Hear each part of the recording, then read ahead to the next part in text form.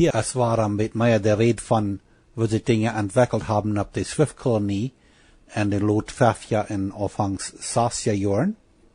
En ook wo die Nomen Rheinländer entstanden ist. En dan ook een afhang van vertalen van wo wir waren terug naar Canada siedeln doen.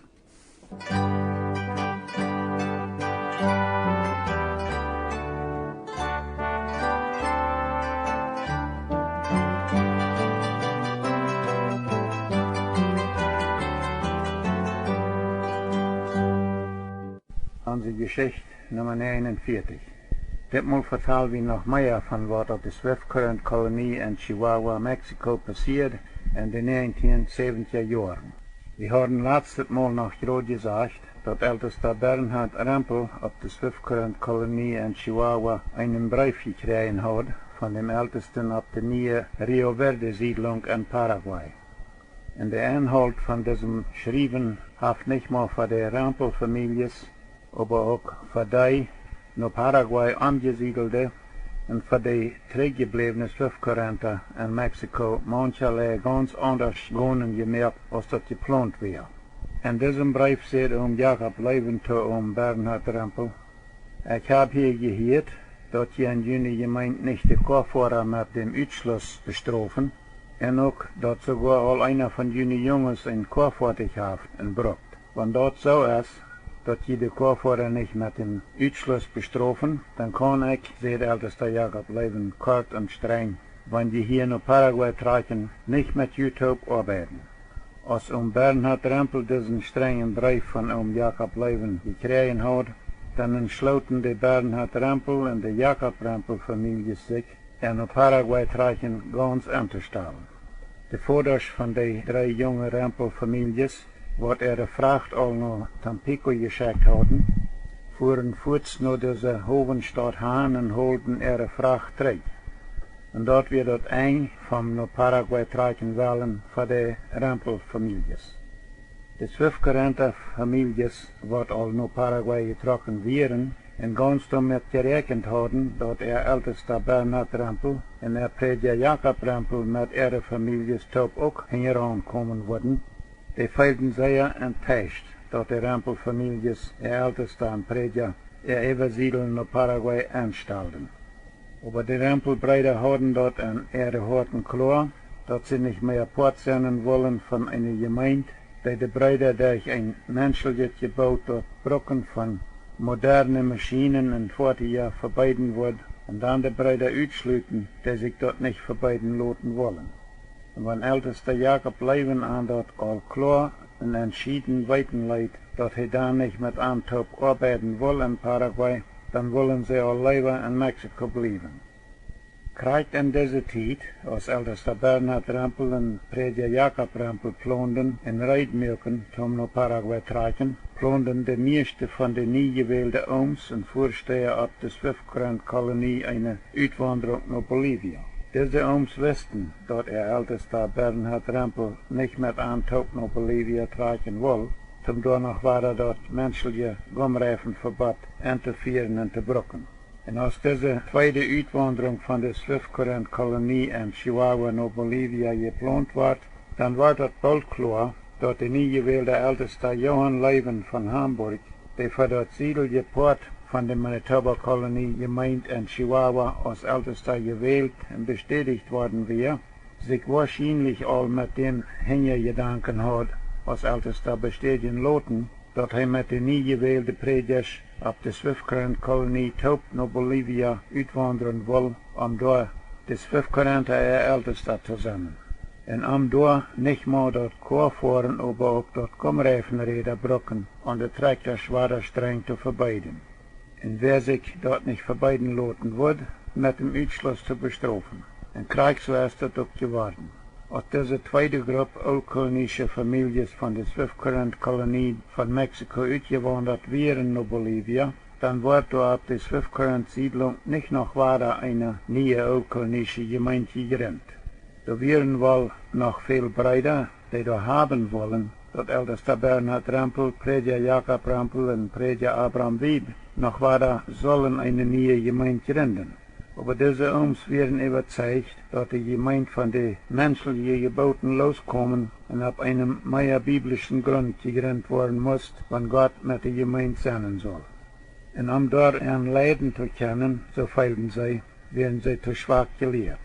En älteste Bernhard Rempel, prediger Jakob Rempel und prediger Abraham Wieb, geben der Prediger einfach ab und leiten fremde Gemeindenleiders von der Quellenkolonie und von Kanada auf die Swiftcurrent-Siedlung in Chihuahua neue Gemeinden gründen. Ein Part von der auf die Swiftcurrent zurückgebliebenen Oldkolonie-Familien leiten sich von der Kleingemeinde auf die Quellenkolonie halten, mit einer neuen kleingemeindlichen Schule anfangen und eine kleingemeindliche Gemeinde gründen. Sie bieten dann neue Anlage Nummer 105 eine Schule und an Scheinfeld Nummer 106 eine große Kirche. Schullehrer von der Quellenkolonie helfen an mit einem kleingemeindlichen Schulwesen entwickeln und Prediger von der Quellenkolonie dienen an mit Andachten bringen in ihre Kirche und helfen an eine kleingemeindliche Gemeinde gründen. Ein anderer Part von der auf der Swiftcurrent-Siedlung zurückgebliebenen Oldkolonie-Familien leiten sich von dem Manitoba-Rheinländer Mennoniten-Gemeindeältesten Peter Rempel halten, eine Rheinländer Gemeinde zu gründen. Aber ehe wir davon reden, dann soll wir nur erst mal davon was vertalen, wodurch das gekommen ist, dass das Part von der als zum zweiten Mal zurückgebliebene oldkolonische Familien auf der Swiftcurrent-Kolonie in Mexiko sich mit der Manitoba-Rheinländer Mennoniten-Gemeinde verbinden wollen. Und dort, denke ich, soll wir nur erst was davon vertalen, wo dort in Chihuahua, Mexiko 1957 mal zu einer Uitwanderung nach Madison, Ontario gekommen ist und was dort passiert. Dann dort wir eigentlich bei Madison, wo der Anfang davon war, dass oldkolonische Mennoniten von Mexiko sich mit der Manitoba-Rheinländer Mennoniten-Gemeinde verbunden. Aber nu erst noch einmal Wort von dem Rheinländer Mennoniten-Gemeinde genommen. Wir haben einmal davon geredet, dass die Oldkolonie eher offizielle Gemeindennamen in Kanada und auch in Mexiko Rheinländer Mennoniten-Gemeinde war, aber dort sie von sich selbst und anderen Mennoniten von an immer aus Oldkolonie reden. Im Volksmühl wären sie auch lang immer Oldkolonie und nicht Rheinländer. Und dort ist für viele von uns ein Betum damals verbistern. Nur die ersten zwei wichtigen Dokumente noch, wo nur für die oldkolonische Mennoniten in Mexiko gemerkt worden sind, dann ist offizieller Nomen in Mexiko Allkolonier Rheinländer Mennoniten. Dann beides, ob die Mennoniten ihrem Privilegiumdokument von 1921 in Mexico City gemerkt, und auch ab ihrem Landhandelskontrakt von 1921 mit der Zuluaga-Familie in Chihuahua, Mexiko gemerkt, da laut die Oldkolonie Nomen Allkolonier Rheinländer Mennoniten. Und die Gemeinde offizielle Nomen auf der Manitoba-Kolonie ihrem Stempel laut auch Allkolonier Rheinländer Mennoniten. Aber so es man mir gesagt hat, dann ist das Wort Allkolonier nicht auf der Swiftcurrenter ihrem Stempel in Chihuahua, Mexiko. Dort lügt bloß Rheinländer Mennoniten, so sagt man mir. Wir haben auch einmal gesagt, dass die Sommerfelder Gemeinde in Kanada in den Lot 1950er Jahren noch weiter einmal abspult. Etliche Sommerfelder Predigers und viele Sommerfelder Glieder sehen sich 1957 los von der Sommerfeldse Gemeinde in Manitoba. Kriegt was dort alle wieder, was zu dieser Trennung führt, das ist nicht sehr klar. Aber nur dem, was einige von meinen Sommerfeldse Freunden mir mal davon vertalt haben, in nur einem Schreiben von Prediger J.A. Keller von Altona, Manitoba, dann handelt sich das damals hauptsächlich darum, dass Sommerfeldse Brüder daran anhielten, dass der elektrische Kraftstrom in ihre Kirchenkellers angelegt werden soll, sodass da binnen Furnaces gebraucht werden können, um die Kirchen behalten. Und an diese Sache können die Sommerfeldse Ooms und auch die Sommerfeldse Brüder sich nicht eingehen. Viele wären ganz dagegen. Und die Ooms und Brüder, die dagegen wären, die trennten sich von der Sommerfeldse Gemeinde und gründen ihre eigene Gemeinde. Diese aufgewogene Sommerfelder geben ihre neue Gemeinde 1958 den Namen Rheinländer Mennonitengemeinde. Sie können dort daunen, weil es die meiste Ölkolonie, den Gemeindennamen in Kanada offiziell Rheinländer Mennonitengemeinde gewasst wird, all in den 1920er Jahren uit Kanada rütgetrokken werden. Die ölkolonische Families, die in Kanada wohnen gebleven wären, als de meeste Ölkolonien in den 1920er Jahren nach Mexiko trokken, die haben sich in Kanada als eine neue ölkolonische Gemeinde gegründet. Ab der Heegreserve in Saskatchewan al 1930 und ab der Manitoba Westreserve 1936. Ihre neue Gemeinde haben sie nicht als Rheinländer Mennonitengemeinde enregistriert, aber als Old Colony Mennonite Church, so sie im Volksmühl allang immer geheißen haben. Aber dort wird vielleicht doch nicht ganz recht, dass diese aufgegangenen Sommerfelder der Ölkolonie ihren gewesenen offiziellen Kirchen oder Gemeindennamen für ihre Gemeinde annehmen.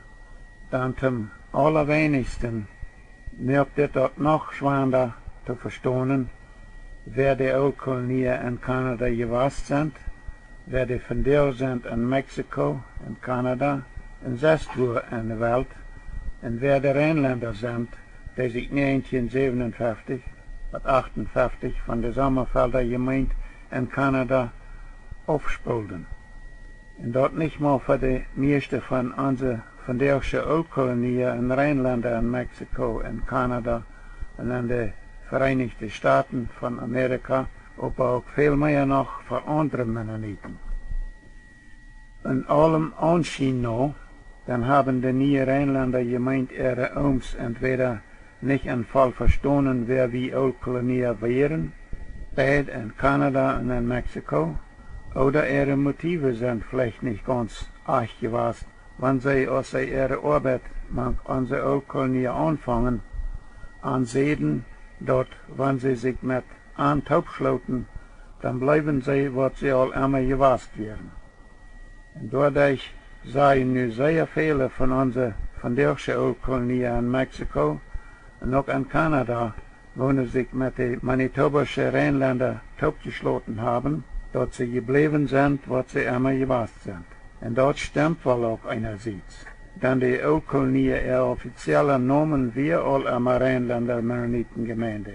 Aber andererseits stimmt das nicht. Dann die von der Rheinländer Mennonitengemeinde in Manitoba, mit wo viele Ölkolonien sich über die letzten 30 Jahre all abgeschlossen haben, die stammen aus der Sommerfelder Mennonitengemeinde und nicht aus der originalen Rheinländer Mennonitengemeinde, wo im Volksmühl all so lang immer Ölkolonie genannt worden wären.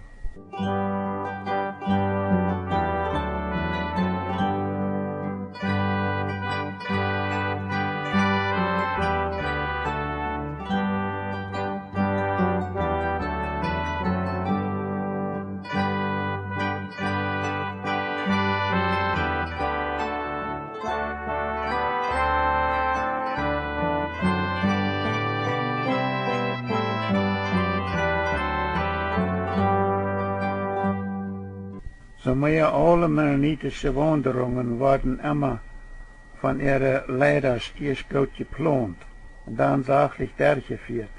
Und dann nehmen die noch 5 Partien Jahr in ein. Aber unsere Wanderung zurück nach Kanada ist nicht von unseren Leitern geplant und durchgeführt worden. Die hat so angefangen, dass einzelne Familien einfach für sich selbst die Entscheidung machen und zurück nach Kanada trocken. Am Anfang wären dort mal ganz wenige Familien in einem Jahr, die zurück nach Kanada kamen, aber mit den Jahren wurden dort immer mehr und mehr. Und diese Zahl von mennonitischen Familien, die zurück nach Kanada kommen, von wo ihre Eltern oder Großeltern in den 1920er Jahren mal wegtrocken, die ist noch immer am Tonehmen. Und von dieser angeplanten mennonitischen Wanderung zurück nach Kanada ist noch durchaus kein Ende zu sein. Von de meer 1950 aan trokken zeer bozig ieder jaar nog immer meer oud-kolonische en sommerfelsche families van Mexico naar Manitoba en naar Ontario. En wanneer we nu wat ervan vertalen willen, wordt van 1958 aan en dan durch de 1960 jaren bij Elmer, Ontario, bij Madison, Ontario en bij Rainy River, Ontario passiert, dan word ik manchmal so een beetje van alle 3 steden afwechselnd oder durcheinander vertalen. Ik hoop, die worden door wij een volgen kennen, denn du ist so viel, wat nicht gut anders zu vertalen geht, als so ein beetje durcheinander. En nu wil we wat ervan vertalen, wo dat mal dazu gekommen ist, dat 1957 eine Gruppe Old-Kolonieën van Chihuahua, Mexico, naar Madison, Ontario getrokken ist. Die Uitwanderung von Chihuahua naar Madison, Ontario, wordt nicht von Gemeindenleiders geplant und durchgeführt. Dit deden eine Gruppe Old-Kolonische Männer, die noch immer dort Verlangen hadden terug naar Kanada zu tragen. Viele von diesen Männern waren auch ein beetje meid von dem Rumreifenräderverbot in der Old-Kolonische Gemeinde in Mexiko. Ich erinnere mich noch an vieles, was ich in Mexiko damals von diesem Klonen und Reitmerken nach Madison, Ontario zu tragen hielt.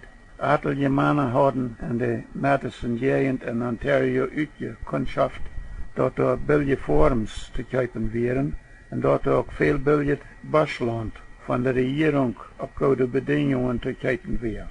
Etliche van deze families, die door Reitmerken doorheen te tragen, woonden in onze Noberdorpen Weidenfeld en Kleefeld. Ik herinner me aan Gerhard Rempels en Weidenfeld, Jacob Walen en Cornelius Peters en Kleefeld uitroeps. Ik herinner me ook nog daaraan dat Heinrich Freys van Rosenbach een gedicht geschreven had, van wo dat plannen aan Madison, Ontario tragen en daar op Grönland gedaan wordt. Ik heb bloos een denk geholen dat Freys zijn gedicht zo aanvangt. In Grönland is der Zug erschienen. Haf van jullie nog weer dit gedicht? Wie moeten hier verder afbreken voor dit mal. Nächstes Mal vertel we verder meer van wat bij Elmer, Ontario, bij Madison, Ontario en bij Rainy River, Ontario van 1958 aan passiert, als zoveel mennonitische families aanvangen van Mexico naar Canada te tragen. Wat nächstes Mal? Ik zie George Rempel.